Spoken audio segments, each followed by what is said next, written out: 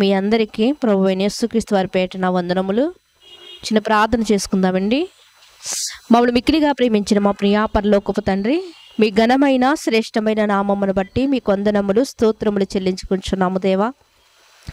ఈ సాయంకాల సమయమందు మీరు మాకు ఇచ్చినటువంటి గొప్ప అవకాశాన్ని బట్టి, ఈ భాగ్యాన్ని బట్టి మీకు కృతజ్ఞతాస్తుతులు చెల్లించుకుంటున్నాము దేవా తండ్రి. మీకు వందనాలు. ఇప్పటి వరకు జరిగించిన కార్యక్రమాన్ని బట్టి మీకు వందనాలు నాయన తండ్రి. అయ్యా తండ్రి, వాక్కుల ద్వారా మీరు మాట్లాడనై ఉండగా తండ్రి, మీ అమూల్యమైనటువంటి స్వరాన్ని మాకు వినిపింపచేయండి దేవా తండ్రి. మీరు మాట్లాడుచు ఉండగా నా తండ్రి దేవా, సిద్ధపడినటువంటి తండ్రి సిద్ధుల వలె తండ్రి మా హృదయాలను మేము మలుచుకున్నట్టుకు సహాయం చేయమని, ఆది నుండి అంచె వరకు మీరు మాత్రమే అధ్యక్షత వహించి మీ పరిశుద్ధాత్మ సహాయముతో మీరు మాతో మాట్లాడతారని కోరుకుంటూ, మీ కుమారుడు మా రక్షకుడు అయినటువంటి యేసుక్రీస్తు వారి ఉన్నతమైన నామములో ప్రార్థన అడిగి వేడుకొనుచున్నాం పరమ తండ్రి, ఆమేన్.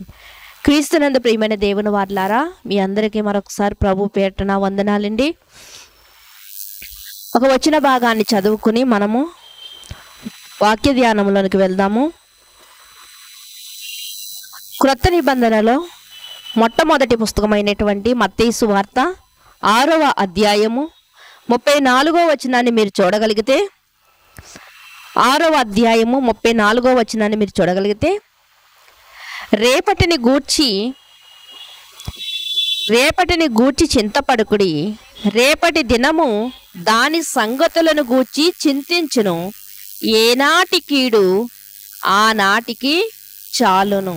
ఇక్కడ మనం చూడగలిగితే యేసుక్రీస్తు వారు మాట్లాడుతున్నటువంటి మాటల్లో ఒక మాట ఏమిటి అంటే, రేపటిని గూర్చి చింతింపకుడి, రేపటి దినము దాని సంగతులను గూర్చి చింతించును, ఏనాటి కీడు ఆనాటికి. ప్రియమైన దేవుని వారలారా, ఇక్కడ మనకి యేసుక్రీస్తు వారు చెప్తున్నటువంటి మాటలో రేపటిని గురించి చింతించవద్దు అన్నటువంటి మాట మనకి కనిపిస్తా ఉంది. రేపు మనం చాలాసార్లు చెప్పుకుంటూ ఉంటాం కదా, రేపు కలుద్దామండి, టుమారో కలుద్దామండి, టైం చూసుకుంటాము, రేపు కలుద్దామండి, రేపు ఈ టయానికి కలుద్దామండి, రేపు సాయంకాలం కలుద్దామండి అని చెప్పుకుంటూ ఉంటాం. చాలా ధీమాగా మనం చెప్పుకుంటూ ఉంటాం. ఎందుకంటే ఏదో మరొక దినాన్ని మనం ఏదో సృష్టించినట్లుగా మనం అంటూ ఉంటాం, రేపు కలుద్దాము అని చెప్తా ఉంటాం. నిజంగా ఒక దినము అనేసరికి ఒక 2 అక్షరాలు 3 అక్షరాలు భావం మనకు కనిపిస్తుంది, కానీ చాలా సులువుగా కనిపిస్తుంది. కానీ మనం దాన్ని చూడగలిగితే ప్రియమైన దేవుని వారలారా, ఒక దినము గడవాలంటే మనం పని చేయకపోయినా ఈ సృష్టిలో నిజంగా మరి ఈ యొక్క సర్వ సృష్టిని మనం పరిశీలన చేయగలిగితే, సూర్యమండలాన్ని కానీ లేకపోతే తిరుగుతున్నటువంటి ఈ యొక్క భూమండలం ఇవి చూడగలిగితే మనము ఈ ప్రకృతిని ఎంతో కష్టంతో దేవుడు వీటిని త్రిప్పుతూ ఉన్నాడు. మనం ఒక దినము గడవాలంటే మనం ఏమి చేయట్లేదండి. ఒక దినము రావాలంటే మనం ఏం ప్రయాసపడట్లేదు. మనం ఏమీ చెయ్యకుండానే ఒక దినము మన జీవితంలోకి వస్తుంది. ఒక దినాన్ని దాటుకుని మన జీవితం ముందుకి రేపటి దినములోనికి వెళ్తుంది. అంటే మనం కష్టపడట్లేదు కాబట్టి, మనం రప్పించట్లేదు కాబట్టి ఇది మనకి చాలా సులువుగా ఉంది. ఒక దినము అని సింపుల్ గా మనం చెప్పేసుకుంటున్నాం. కానీ దాన్ని ఆలోచన చేయగలిగితే మనము ప్రియమైన దేవుని వారలారా సుమారు 1440 నిమిషాలు గడవాలండి. ఒక రోజు అంటే 24 గంటలు అని చెప్పుకుంటాం కదా, 1440 నిమిషాలండి. ఇక మనం చూడగలిగితే ఒక రోజులో 24 గంటలని సింపుల్ గా చెప్పుకుంటున్నాం కదా. ఒక దినము అంటే చాలా సింపుల్ గా ఉంది, 24 గంటలు అంటే కొంచెం ఆలోచించవలసినటువంటి పరిస్థితి. 1440 నిమిషాలు అంటే ఇంకా కష్టంగా ఉంది. 88,400 సెకండ్లు అంటే ఇంకా ఎక్కువగా కనిపిస్తుంది. అంటే ఒక దినము రావాలంటే 24 గంటలు గడవాలి. 24 గంటలు గడవాలి అంటే 1440 నిమిషాలు ముందుకి నడవాలి. ఈ నిమిషాలన్నీ గడవాలి అంటే 88,400 సెకండ్లు తిరగాలి. అంటే ఇంత కష్టం మీద ఒక దినాన్ని దేవుడు మన జీవితంలోనికి రప్పిస్తూ ఉన్నాడు. కానీ దాని యొక్క కష్టము, దాని యొక్క విలువ తెలియక ఈ రోజు మనం చాలా సులువుగా, చాలా ధీమాగా రేపు కలుద్దామండి, రేపు కలుద్దాం అని చెప్తూ ఉంటాం ప్రియమైన దేవుని వాళ్ళారా. అయితే అలాంటి రేపటి దినాన్ని గురించి యేసుక్రీస్తు వారు చెబుతూ ఏమంటున్నారంటే, రేపటిని గురించి చింత పడకండి. ఏం నిన్న చింత లేదా? ఈ రోజు చింత లేదా? రేపు మాత్రమే చింత ఉంటుందా? అసలు మానవ జీవితాన్ని మనం చూడగలిగితే చింత లేనటువంటి చోటు లేదు, చింత లేనటువంటి నిమిషం లేదు మానవ జీవితంలో. ఎప్పుడూ మానవ జీవితం చింతతోనే ఉంటది. మానవ జీవితం ఎప్పుడూ చింతతోనే ఉంటది. అంటే యేసుక్రీస్తు వారు ప్రత్యేకంగా రేపటిని గురించి చింత పడకండి అని ఎందుకు మాట్లాడుతున్నారు?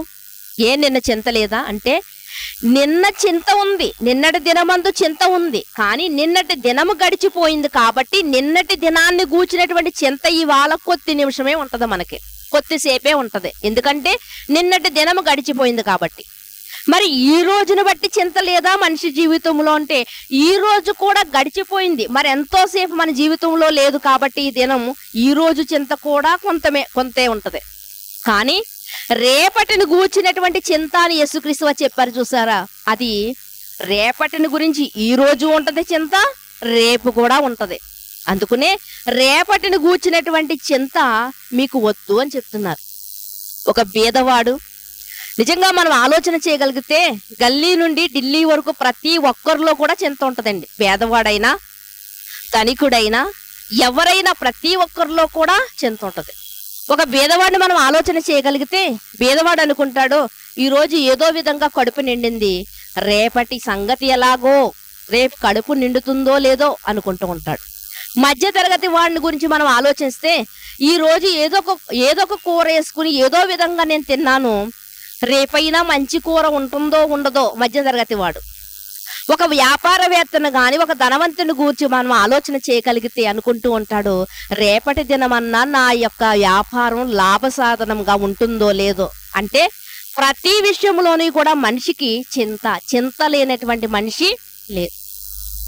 ఈ చింత ఎప్పటి వరకు ఉంటుంది అంటే ప్రియమైన దేవుని వాళ్ళారా, లోకంలో ఒక సామెత ఉంది, చింత చచ్చినా పులుపు చావలేదు అంటారు. ఆ చింత చస్తుందేమో కానీ మనం మాట్లాడుకుంటున్నటువంటి ఈ చింతకు మాత్రం చావు అనేదే లేదు. మనిషి చనిపోవాలి కానీ మనిషిలో ఉన్నటువంటి చింతకు మాత్రం చావు అనేది లేదు.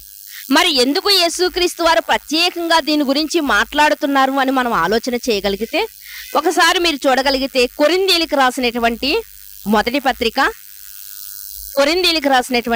పత్రిక 7వ అధ్యాయము 32.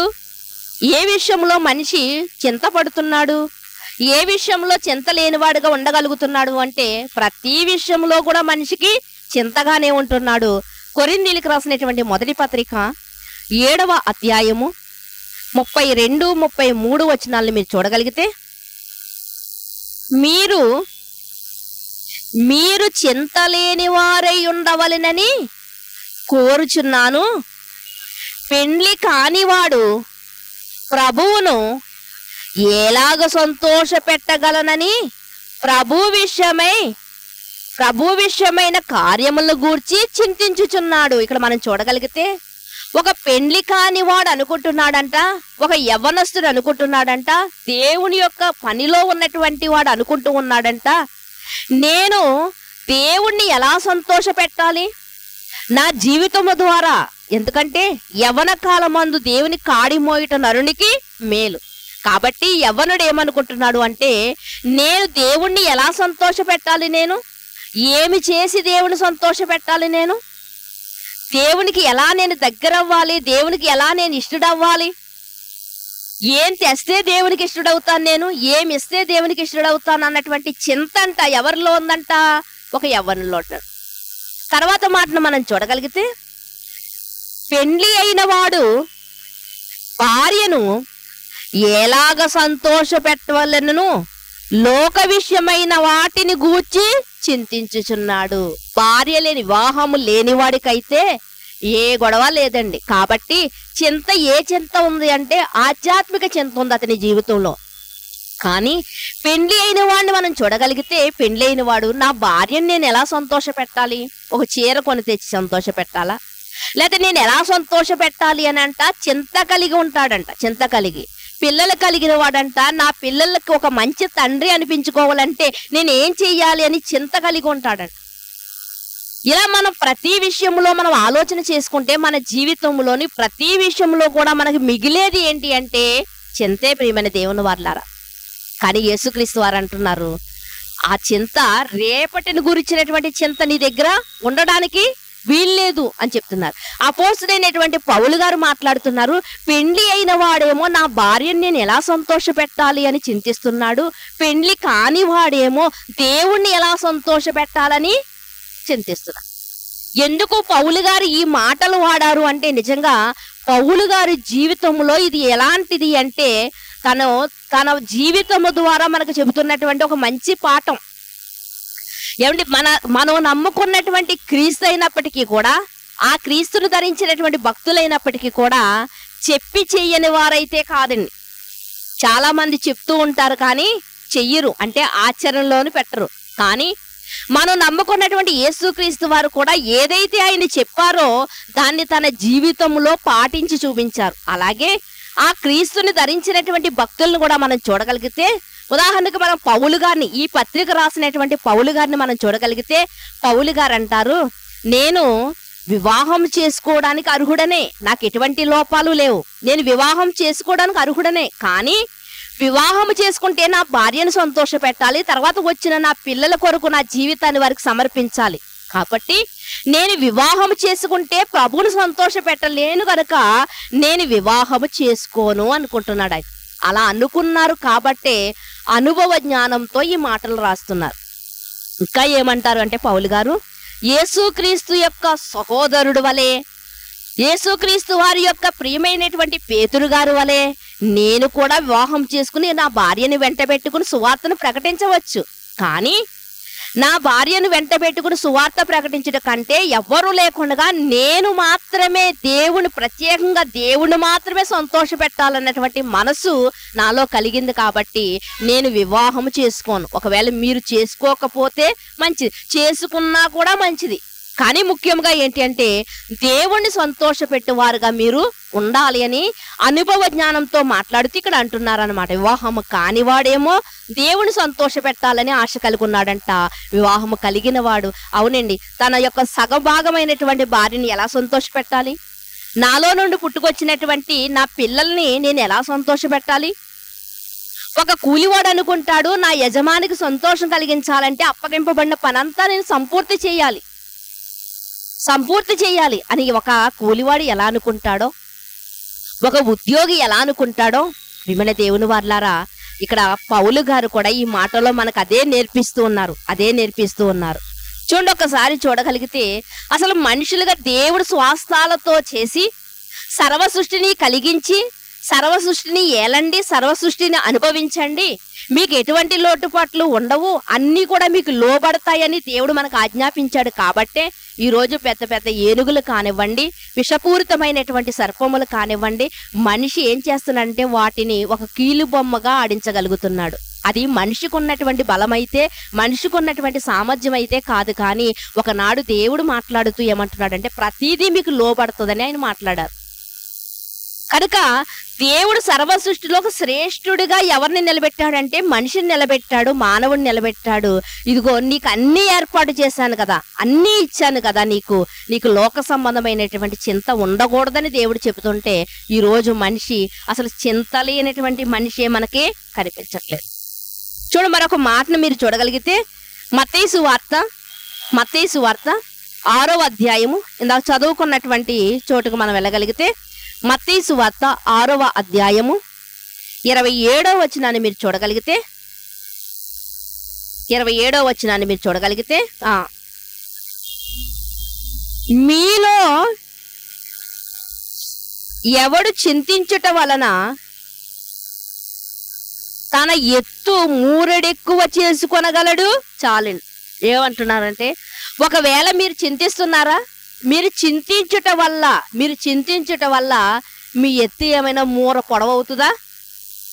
మీరు చింతించడం వల్ల ఒకవేళ మీకు ఏ సమస్య అయినా ఉంటే, ఏ బలహీనత అయినా ఉంటే, ఒకవేళ దానిని బట్టి మీరు చింతిస్తూ ఉంటే ఒకవేళ ఆ రోగం పోతుందా? దేవుడు మనతో మాట్లాడుతున్నటువంటి మాట, ఒకవేళ మీరు చింతించడం వల్ల పదే పదే చెప్పుకోవడం వల్ల మీ యొక్క ఎత్తి ఏమైనా పెరుగుతుందా? తర్వాత మాటలో మీరు చూడగలిగితే,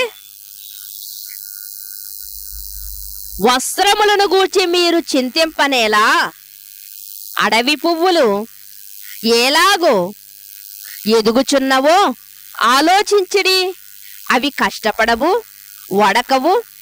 అయినను తన సమస్త వైభవంతో కూడిన సొలొమోను సైతము వీటిలో నొకదాని వలనైనను అలంకరింపబడలేదు. చాలండి. ఇక్కడ మనం చూడగలిగితే, వస్త్రములు గూర్చి చింతపడుతున్నారా? తిండిని బట్టి మీరు చింతపడుతున్నారా? దేనిని బట్టి మీరు చింతపడుతున్నారు? ఒకసారి దేవుని స్వరూపములో చేయబడినటువంటి మీరే ఇలా చింతపడుతూ ఉంటే, దేవుని స్వాస్థాలతో చేయబడినటువంటి మీరే ఇలాంటి చింత కలిగి ఉంటే, దేవుని నోటి మాట వల్ల కలిగినటువంటి పక్షులను ఒకసారి చూడండి. దేవుడి నోటి మాట వల్ల కలిగినటువంటి అడవి గడ్డిని చూడండి, అడవి పువ్వులను చూడండి. అడవిలో ఉన్నటువంటి పువ్వులు కానివ్వండి, అడవిలో ఉన్నటువంటి కొన్ని వృక్షాలు కానివ్వండి, ఎవరైనా నీళ్లు పోస్తారని పనిగట్టుకుని ఎవరు నీళ్లు పోయరు, ఎవరు వాటిని సంరక్షించరు. అయినప్పటికీ కూడా అవంట చాలా బాగా ఏపుగా ఎదుగుతున్నాయంట, చాలా బాగా పుష్పిస్తూ ఉన్నాయంట, చాలా బాగా కాయలు కాస్తున్నాయంట. అంటే అడవిలో ఉన్నటువంటి వాటికి ఇంత వైభవం ఉంది అంటే, మన కళ్ళ ముందు కనిపిస్తున్నటువంటి ఒక నాచు పువ్వుకి ఎంత అందం కలిగి ఉందంటే, ఒక రోజులో ఒళ్ళిపోయేటువంటి నాచు పువ్వుకే ఎంత అందం కలిగి ఉందంటే, దాన్ని ఎవరు సంరక్షిస్తున్నారు? అడవిలో ఉన్నటువంటి వాటికి నీళ్ళు ఎవరు పోస్తున్నారు? దాని ఎడల శ్రద్ధ ఎవరు చూపుతున్నారు? అయినప్పటికీ కూడా అవి ఎలా ఉన్నాయంటే చాలా వైభవంగా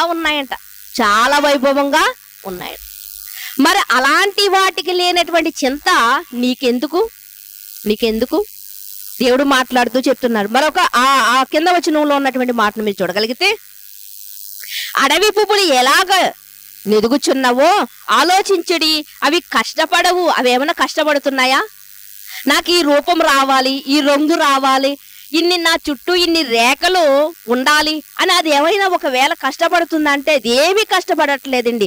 అయినను తన సమస్త వయంతో కూడా సొలొమోను సైతము వీటిలో ఒకదాని వలనైనను అలంకరింపబడలేదు.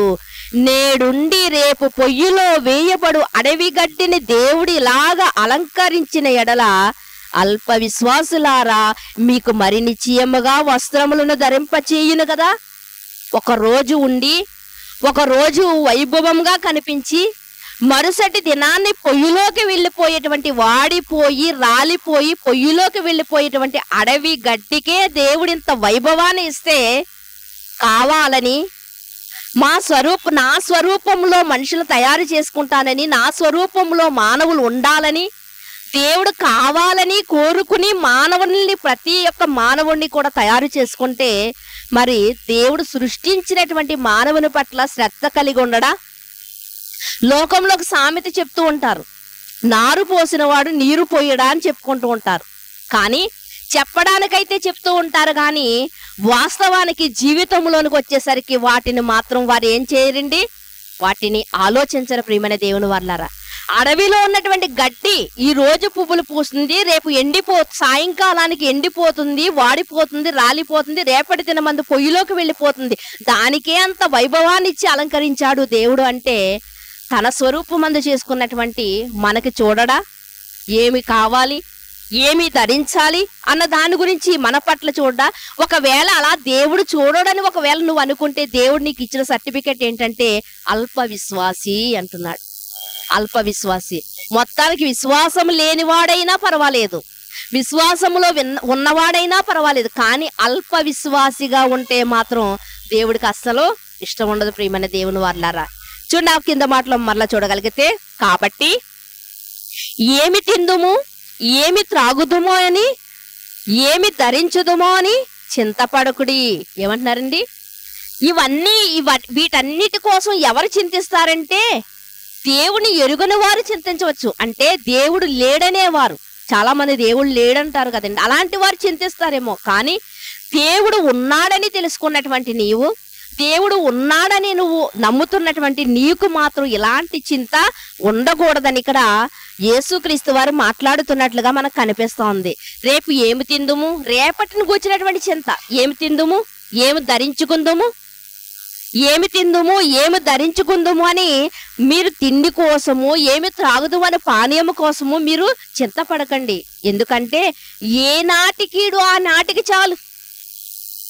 ఏ రోజు కూలి పని ఆ రోజు చేసుకునేవాడు అనుకుంటాడు, ఏదో తింటాడండి, ఏదో తింటాడు, చక్కగా తిన్న తర్వాత అనుకుంటాడు ఈ రోజుకి సరిపోయింది. అంటే ఏ నాటి కీడు ఆ నాటికి చాలు. కానీ రేపటి దినమును గురించి చింత అయితే మీకు వద్దు అని ఇక్కడ యేసుక్రీస్తు వారు మనతో స్పష్టంగా మాట్లాడుతున్నారు. వీటన్నిటి గురించంట అన్యజనులు వీటన్నిటిని గురించంట విచారింతురు, ఇవన్నీ మీకు కావాలని మీ పరలోకమందున్న మీ తండ్రికి తెలియదా? ఏది కావాలో మనకు పుట్టినటువంటి పిల్లలకి ఏం కావాలి, ఏమిటి పిల్లలు వచ్చి పదే పదే నా స్కూల్ ఫీజు కట్టాలి, నా వస్త్రాలు చినిగిపోయాయి, నా వస్త్రాలు కావాలి, ఇలా మనల్ని అడగరు కదా. వాళ్ళు అడగకుండానే మనం వారి యొక్క బాగోగులేంటో వాళ్ళ అవసరాలు ఏంటో తీరుస్తున్నాం కదా. అలాంటిది సర్వ సృష్టికర్త అయినటువంటి దేవుడు తన పిల్లలైనటువంటి మనకు ఏం కావాలో ఆయనకు తెలీదా?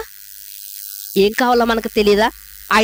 ఆయన మన పట్ల ఆయన ప్రణాళిక ఏంటో, ఆయన మన పట్ల ఎంత కృప కలిగినటువంటి వాడో మనము ఆలోచించలేకపోతున్నాం ప్రియమైన దేవుని వారలారా. అందుకనే ఇక్కడ రాయబడినటువంటి మాట, ఇవన్నీ మీకు కావాలనని మీ పరలోకపు తండ్రికి తెలియను, కాబట్టి మీరు ఆయన రాజ్యమును నీతిని మొదట వెదకండి. రేపటిని గురించి, రేపు నా భవిష్యత్తు ఎలా ఉంటుంది, అసలు రాత్రి ఏం జరుగుతుందో మనకు తెలియదు. రేపటిని గురించి మీరు ఆలోచించవద్దు, రాత్రి ఏం జరుగుతుందో కూడా నీకు తెలియదు, ఒక నిమిషం తర్వాత ఏం జరుగుతుందో కూడా తెలియదు. కళ్ళ ముందు నిలబడిన వారే మన కళ్ళ ముందే కూలిపోతున్నారు. మన కళ్ళ ముందు కనిపిస్తున్న వారే మన కళ్ళ ముందు మరణమైపోతున్నారు. ఇలాంటివి ఎన్ని సందర్భాలు మనం చూడలేదండి. ఒక్క నిమిషంలో ఏం జరుగుతుందో, తర్వాత నిమిషంలో ఏం జరుగుతుందో కూడా మనం చెప్పలేము కదా. అలాంటిది రేపటి దినమును గురించినటువంటి చింత మనకెందుకు? ఏది నీకు కావాలో నువ్వు అడగక మునిపే ఆయనకు తెలుసంట.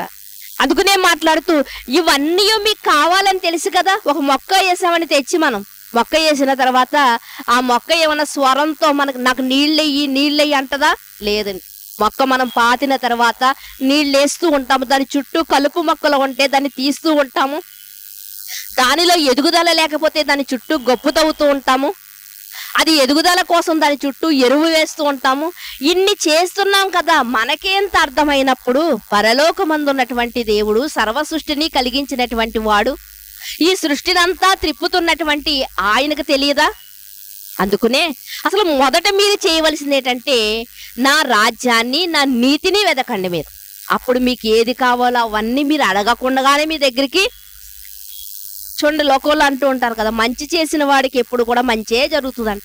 దేవుడు కూడా మనతో ఏమంటున్నాడంటే మొదట నీతిని వెదకండి మీరు, అప్పుడు అవన్నీ కూడా మీకు అనుగ్రహింపబడును అని చెబుతూ 32వ వచనంలో ఇవన్నీ మీకు కావాలనని మీ పరలోకపు తండ్రికి తెలియను, కాబట్టి మీరు ఆయన రాజ్యమును నీతిని మొదట వెదుకుడి, అప్పుడు అవన్నీ మీకు అనుగ్రహింపబడును. అంతేగాని రేపటిని గురించినటువంటి చింత మాత్రం మీ దగ్గర వద్దు. ఎందుకో తెలుసా అండి, చింత అంటే చాలా చిన్నగా ఉంది కదా మాట, కానీ చింత అనేది ఎంత ప్రమాదకరమైందంటే చింత కలిగి అంటే ఆలోచిస్తూ చాలా మంది ఏమైపోతారంటే రేపటి భవిష్యత్తును గురించి ఆలోచించి ఒక చింతలోనికి వెళ్ళిపోతారు. ఒక చింతలోనికి ఆలోచించి చింతలోకి వెళ్ళిపోయి పదే దాని గురించి ఆలోచించడం వల్ల ఏం జరుగుతుంది అంటే ప్రియమైన దేవుని వల్లారా, లేని రోగములన్నీ వస్తూ ఉంటాయి, లేని టెన్షన్లన్నీ వస్తూ ఉంటాయి, లేని బీపీ వస్తూ ఉంటది. అంటే వ్యాధులు రావడానికి కారణం ఏంటంటే మనం చింత పెట్టుకోవడం వల్ల. అందుకనే బైబిల్ గ్రంథంలో ఏముంటది అంటే సంతోషకరమైనటువంటి మనసంట ఎముకలను జీవింపచేస్తుందంట. చింత కలిగినటువంటి జీవితము, లేకపోతే ప్రియమైన దేవుని వారలారా, చింత కలిగినటువంటి జీవితం అంట ఏం చేస్తుందంట, ఎముకలకు కుళ్ళు లాంటిదంట. అంటే మనలో ఏముండకూడదంటే చింత ఉండకూడదు. అది ఆధ్యాత్మిక జీవితానికి మంచిది కాదు, ఇటు మన శారీరక జీవితానికి కూడా మంచిది కాదు. కనుక ఆధ్యాత్మికంగా బలంగా ఉండాలంటే చింతను విడిచిపెట్టి రాజ్యాన్ని వెతకాలి, నీతిని వెతకాలి. శారీరకంగా బలవంతులుగా ఉండాలి, ఆరోగ్యవంతులుగా ఉండాలి అంటే మనసులో ఎటువంటి చింతను కూడా పెట్టుకోకూడదు. ప్రతి డాక్టర్ గారు అదే కదని చెప్తారు, మీరు ఎటువంటి టెన్షన్ పెట్టుకోకండి అంటారు. ఏంటి టెన్షన్ అంటే పదే పదే ఆలోచించడం, చింత పెట్టుకోవడం, ఇది జరుగుతుందా జరగదా, ఇది జరుగుతుందా జరగదా. కానీ దేవుడు మాట్లాడుతున్నాడు, ఇదిగో నీ చింత నీలో పెట్టుకోవద్దు, దాన్ని ఎవరి మీద ఏమన్నాడు చూడు. మరొక వచనాన్ని కూడా మీరు చూడగలిగితే, మరొక వచనాన్ని యోబు గ్రంథము 38వ అధ్యాయము 41వ వచనములో ఉన్నటువంటి మాటను మీరు చూడగలిగితే, 38వ అధ్యాయము 41వ వచనంలో ఉన్న మాటను మీరు చూడగలిగితే, తిండి లేక తిరుగులాడుచు కాకి పిల్లలు దేవుడికి మొరపెట్టినప్పుడు కాకికి ఆహారం సిద్ధపరిచిన వాడెవడు? తిండి లేక తిరుగులాడుచు కాకి పిల్లలు అంటే ఎవరికి మొర పెడుతున్నాయంట? పలానా ఇంట్లో ఇవాళ ఆహారం పెడతారని ఏమైనా బోర్డు కనిపించిందా వాటికి? మనకంటే పలానా చోట భోజనాలు ఉన్నాయి, పలానా చోట విందు ఉంది అని మనకి ఇన్విటేషన్ వస్తుంది కాబట్టి మనం వెళ్తాం. కాకికి అలాంటి ఇన్విటేషన్ ఉండదు కదండి. కానీ కాకి పిల్లలు ఏం చేస్తున్నాయంట? తిండి లేక తిరుగులాడుచు కాకి పిల్లలు దేవునికి మొరపెట్టినప్పుడు, దానికి ఒక భాష ఉందండి. పక్షులకు ఒక భాష ఉంది, జంతువులకు ఒక భాష ఉంది. అదంటే దేవునికి మొరపెట్టినప్పుడు అంటే ఆహారం సిద్ధపరుస్తున్నాడంట. ఒక్కొక్కసారి కాకి వచ్చినప్పుడు మన ఎంగిలి చేతిని కూడా ఎదపబుద్దయ్యదు. కానీ ఒక్కొక్కసారి ఏం చేస్తారంటే కాకి ప్రత్యేకంగా ఆహారం పెడతారు. ఈ మనసు ఎక్కడి నుండి వచ్చిందంటే దేవుడు మనలో కలిగించకపోతే ఆ మనసు అనేది మనకే రాదు. ప్రియమైన దేవుని వర్లారా, అంటే ఒక కాకి పిల్లలు మనకు నేర్పిస్తున్నది ఏంటంటే, మేమే చింతపడట్లేదు ఆహారం దొరుకుతుందా లేదా ఇవాళ అని మేము చింతపడట్లేదు, మేము దేవుడికి మొరపెడుతున్నాం. ఎవరి మనసులను నువ్వు ప్రేరేపిస్తావు మాకు ఆహారం పెట్టడానికి అని. మరి మీరెందుకు చింతపడుతున్నారు అని మనతో మాట్లాడుతుంది. చూడండి, కీర్తనల గ్రంథంలో కూడా మరొక మాటను మీరు చూడగలిగితే, 104వ కీర్తన 20వ వచనంలో ఉన్నటువంటి మాటను చూడగలిగితే, 104:20వ వచనంలో ఉన్న మాటను మీరు చూడగలిగితే ఏమని రాయబడింది అంటే, నీవు చీకటి కలుగ చేయగా రాత్రి అగుచున్నది, అప్పుడు అడవి అన్నియు తిరుగులాడుచున్నవి, సింహపు పిల్లలు వేట కొరకు గర్జించుచున్నవి, తమ ఆహారమును దేవుని చేతిలో నుండి తీసుకొని చూచుచున్నవి. ఇక్కడ మనం చూడగలిగితే చీకటి కలుగు చేయగా రాత్రి అవుతుంది. రాత్రి కాలం అందంట ఏవి ఆహారానికి వెళ్తున్నాయంట? సింహ పిల్లలంట వేట కొరకు గర్జించుచున్నవంట. తమ ఆహారమునంట ఎవరి చేతిలోంచి లాక్కోవాలనుకుంటున్నాయి, ఎవరి చేతిలో నుండి తీసుకోవాలని చూస్తున్నాయంట సింహ పిల్లలు? దేవుని చేతిలోనంట. ఏమిటి? సింహం చాలా చాలా ఆకలి వేసినప్పుడు గర్జిస్తూ ఉంటదంట.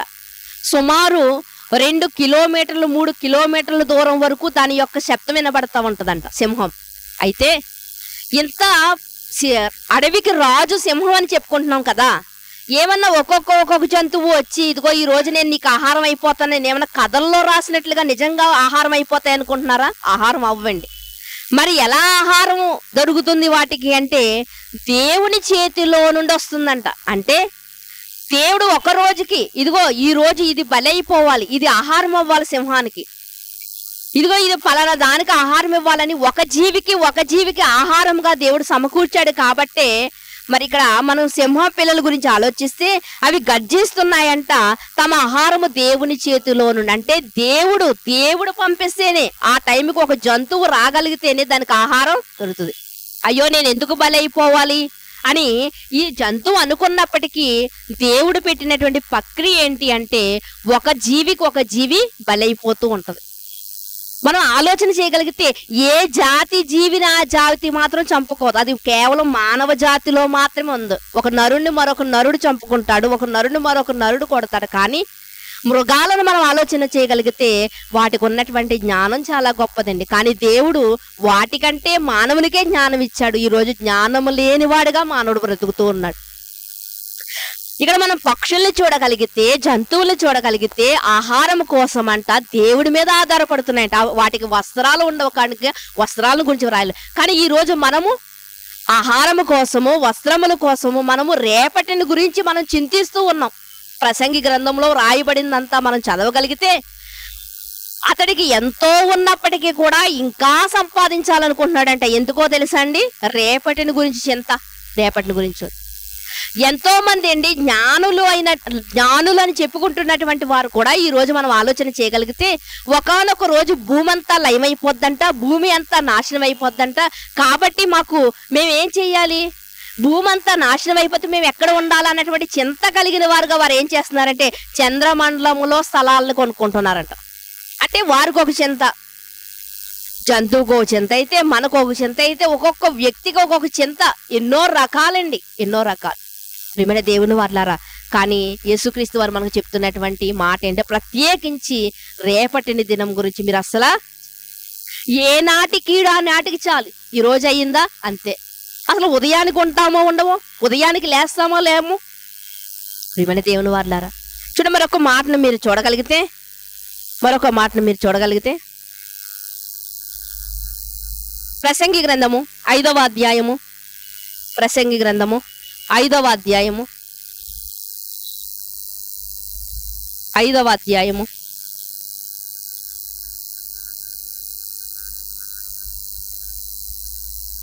12వ వచనాన్ని మీరు చూడగలిగితే, కష్టజీవులు కొద్దిగా తినినను ఎక్కువగా తినినను సుఖ నిద్ర నొందుదురు. అయితే ఐశ్వర్యవంతుడుకు తన ధన సమృద్ధి చేత నిద్ర పట్టదు. కష్టజీవి అంటే ఏ రోజు కూలి పని తెచ్చుకునేవాడు ఆ రోజు కూలి పని తెచ్చుకున్నాడు, ఆ రోజు తినడానికే సరిపోయింది. వాడికంటే సుఖంగా నిద్ర పడుతుందంట వాడికి. కానీ ఎవరికంటే అండి ధనవృద్ధి కలిగినటువంటి వాడు, ధన సమృద్ధి కలిగినటువంటి వాడికి మాత్రం నిద్ర పట్టదంట. ఏంటంటే రేపు ఎలా ఉంటుందో, లాభాలు ఎలా ఉంటాయో వ్యాపారంలో, రేపటి దినమంది ఎలా ఉంటుందో, ఇదిగో నేను దాచినదంతా రేపటి దినానికి ఉంటుందా, ఈ రాత్రి కాలం మందు దొంగొచ్చి వాటికి అన్నం వేస్తాడా, ఇలాంటి చింత కలిగిన వాడుగా అతడు ఉంటాడు. ప్రియమైన దేవుని వారలారా, పేతురు గారు కూడా రాస్తూ ఒక మంచి మాటని మనకు చూసుకుందామండి. పేతురు గారు రాసినటువంటి మొదటి పత్రిక పేతురు గారు రాసినటువంటి మొదటి పత్రిక 5వ అధ్యాయము 7వ వచనాన్ని మీరు చూడగలిగితే, ఆయన మిమ్మును గూర్చి చింతించుచున్నాడు. ఈ సమాజములో ఈ భూమి మీద ఉన్నటువంటి మానవులమైనటువంటి మన చింత ఒకటి. ఆ చింత దేవుడు తీర్చినా మరలా మరొక చింత మొదలవుతుంది. అంటే ఈ చింతకి చావు లేదు. ఒక చింత తీరింది అంటే మరొక చింత, అంటే ఈ చింతకి చావు లేదు. కానీ అసలైనటువంటి చింత ఉందంట ఎవరికి? దేవుడికంట. ఎవరిని గురించి? తన కోసం కాదు. మరి ఎవరిని గురించి అంటే మన కోసమే. ఏంటి ఆ చింత అని మనం చూడగలిగితే ప్రియమైన దేవుని వారలారా, ఏంటి ఆ చింత అంటే, మనం వచ్చినప్పుడు ఎక్కడి నుండి వచ్చామంటే, లేకపోతే పుట్టినప్పుడు మనం ఎలా పుట్టామంటే యథార్థవంతులుగా పుట్టాం మనం. అందుకునే కదా ఈ రోజు లోకంలో అంటూ ఉంటారు, చిన్న పిల్లలు దైవంతో సమానం. అంటే వాళ్ళు కళ్ళకపటం తెలీదు, వాళ్ళు స్వార్థం ఉండదు, అసూయ ఉండదు. కాబట్టి వారి మనస్తత్వం ఎలాంటి మనస్తత్వం అంటే దైవంతో సమానము అని చెప్తూ ఉంటారు. అంటే మనం పుట్టినప్పుడు యథార్థవంతులుగా పుట్టాము, మనం వచ్చినప్పుడు దేవుడుండే లోకంలో నుండి మనం వచ్చాము. కానీ మనం వెళ్ళేటప్పుడు ఈ లోకంలో కొంతకాలం బ్రతికి మనం వెళ్ళేటప్పుడు దారి తప్పిన వారుగా మనం ఎక్కడికి వెళ్ళిపోతూ ఉంటామంటే, మన మార్గాన్ని ఎక్కడికి వేసుకుంటున్నామంటే పాతాళానికి వేసుకుంటున్నాం. అంటే ఈ లోకంలో ఒకవేళ చింత తీరకపోయినా పర్వాలేదు, ఒకవేళ ఈ లోకంలో ఎన్ని చింతలతో ఉన్నా పర్వాలేదు, కానీ ఇదిగో ఈ దేవుడు పడుతున్నటువంటి ఈ చింత మనకి లేకపోతే ప్రియమైన దేవుని వారలారా, మనము ఎలా ఉంటాము అంటే దారి తప్పినటువంటి వారుగానే మనం ఉంటాం. యేసుక్రీస్తు వారితో పాటు తిరిగినటువంటి వ్యక్తి, యేసుక్రీస్తు వారు ఎన్నో అద్భుత కార్యాలు చేస్తే కళ్ళతో చూసినటువంటి వ్యక్తి, యేసుక్రీస్తు వారితో కలిసి భోజనం చేసినటువంటి వ్యక్తి అండి. ఎవరండి? ఇస్కరియోతు యోధ యేసుక్రీస్తు వారితో పాటు యేసుక్రీస్తు వారు ఉండే లోకానికి వెళ్ళవలసిన వాడు, కానీ మార్గం తప్పిపోయాడంట. అతనికి ఉంది ఒక చింత. ఏంటి అంటే, ఇదిగో యేసుక్రీస్తు వారిని అమ్మేస్తే నేను ఆ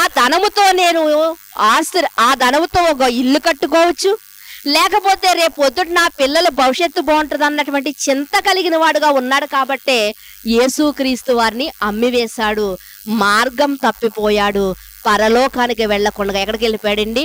నిత్య నాశనానికి వెళ్ళిపోయాడు. అంటే నేను నరకానికి వెళ్తానా పరలోకానికి వెళ్తానా అన్నటువంటి చింత కలిగి ఉండవలసినటువంటి మానవుడు ఈరోజు అసలు పరలోకం అంటేనే పట్టించుకోవట్లేదు. ఏడు పరలోకం అంటేనే పట్టించుకోవడం, నరకం ఉందన్నటువంటి భయము లేదు, లేకుండా ఎంజాయ్ చేస్తూ బ్రతుకుతాడు. నా ఇష్టం, నా జీవితం, నా ఇష్టం అంటూ జీవితాన్ని జీవిస్తూ ఉంటాడు. కానీ చనిపోయిన తర్వాత మాత్రం ప్రియమైన దేవుని వారలారా, తనతో ఉన్నవారు, తన నాన్నవారు ఏం చేస్తారంటే ఇతడు స్వర్గస్థుడయ్యి అని రాసేస్తారు. అసలు స్వర్గానికి వెళ్తాడా? స్వర్గానికి వెళ్తాడా? ఏమిటి ఈ లోకములో ఉన్నప్పుడు ఆ పరలోకానికి వెళ్తానా నరకానికి వెళ్తానా అనేటువంటి చింత లేని వాడుగా జీవించాడు. నిజంగా ఆ చింత భయం ఉంటే అండి ఎలా జీవిస్తాడండి? భయం కలిగినటువంటి భక్తి కలిగి ఉంటాడు.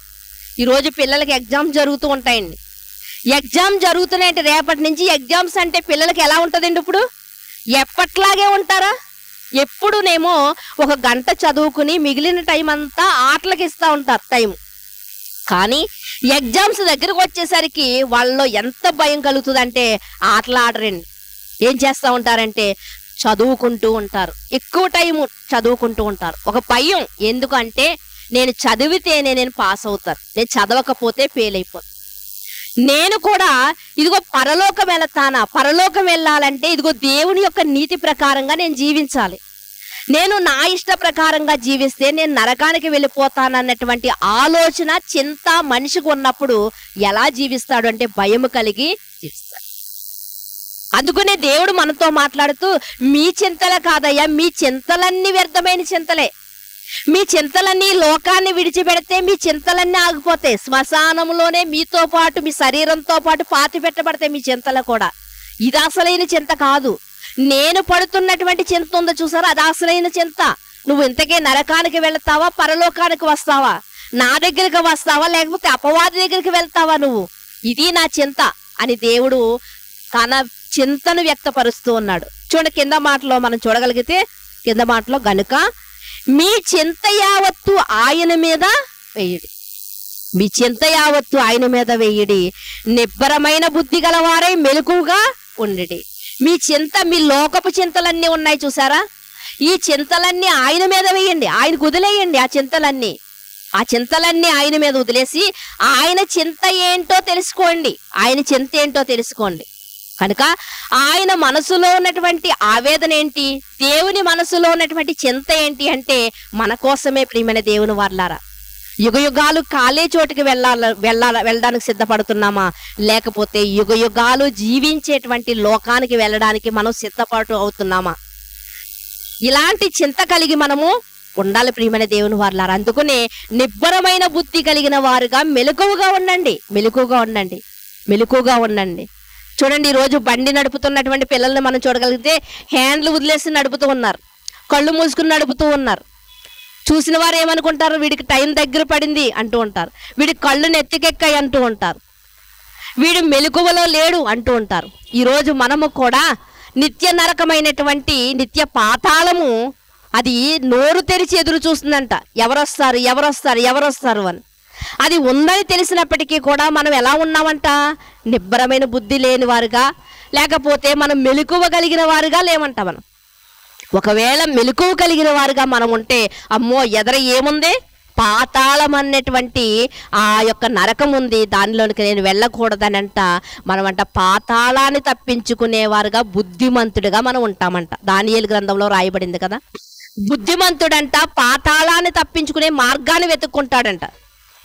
ఏమండి, ఎక్కడికైనా వెళ్తున్నప్పుడు ఒక రోడ్డు బాగోలేదనుకోండి, అక్కడ ఉన్నవారిని అడుగుతాం, ఏంటి ఇలా వెళ్ళాలంటే మనకు రోడ్డు ఉందా అని అడుగుతున్నాం. అలాగే మనము కూడా నిబ్బరమైనటువంటి బుద్ధి కలిగిన వారుగా అంట ఆ పాతాళానికి వెళ్ళకుండానంట నిత్య జీవమైనటువంటి పరలోకానికి వెళ్ళడానికంట మనము కూడా చింత కలిగిన వారుగా మనం ఉండాలంటే. ఈ లోకపు చింతలన్నీ వ్యర్థమైనవి.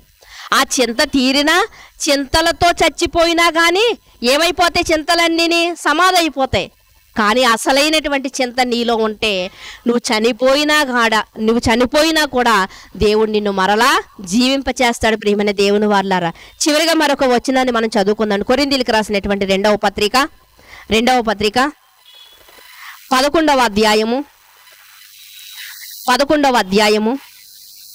28వ వచనంలో ఉన్న మాటను మీరు చూడగలిగితే, పౌలు గారి యొక్క చింత, దేవుని చింత ఏంటో మనం చూసాం.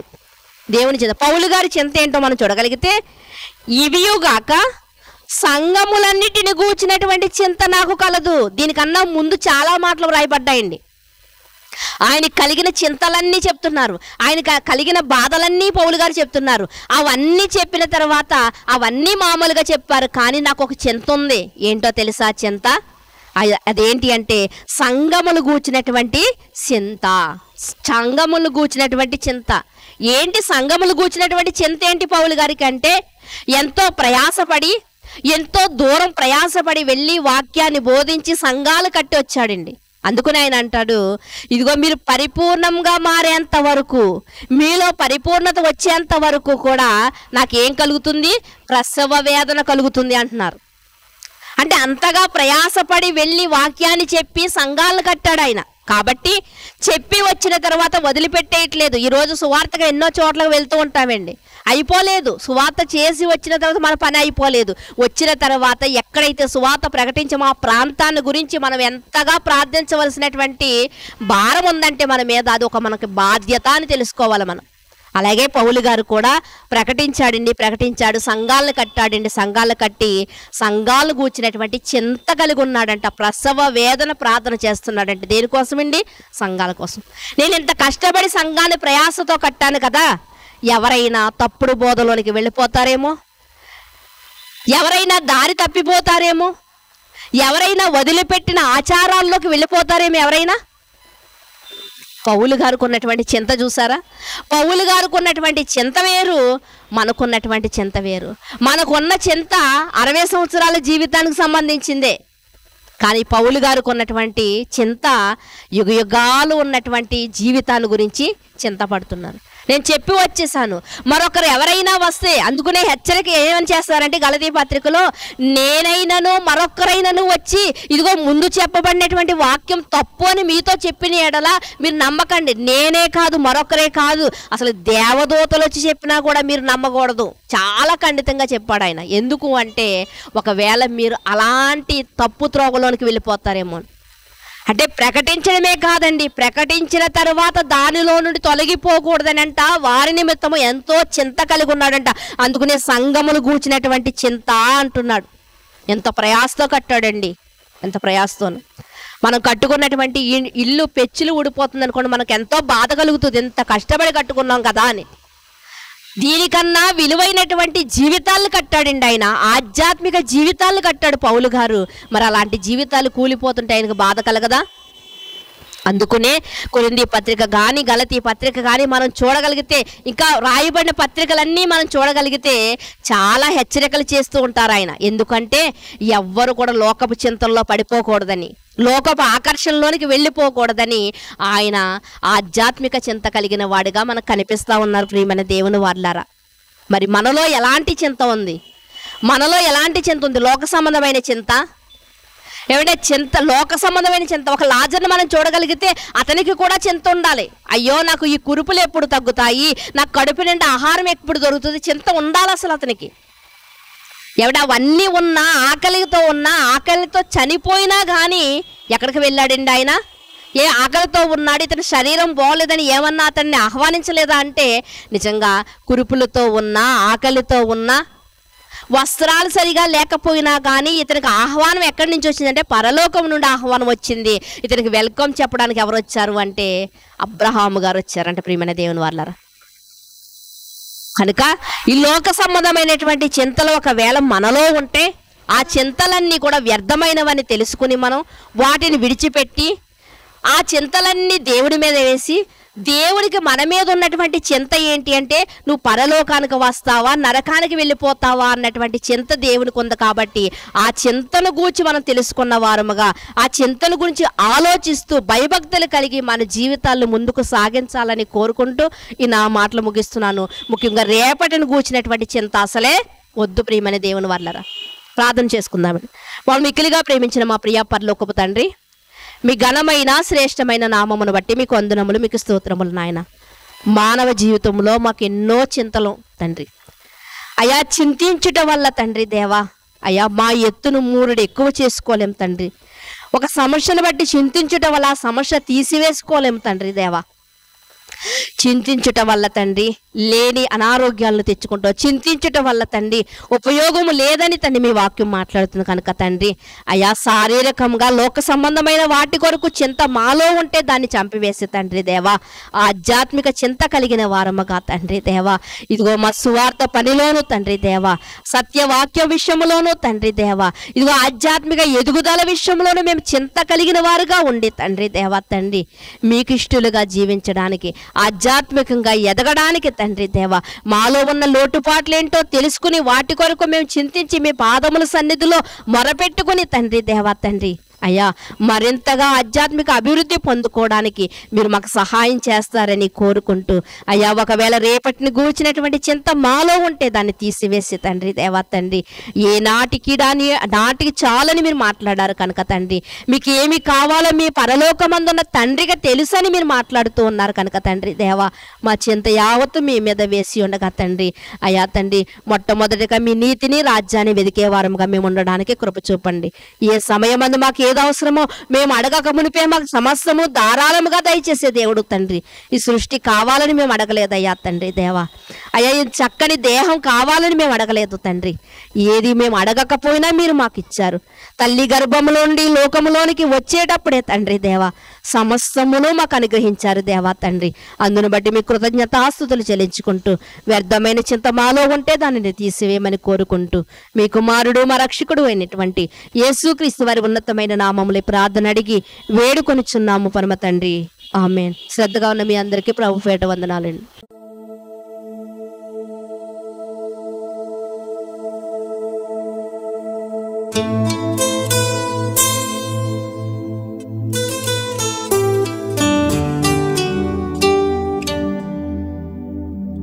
Thank you.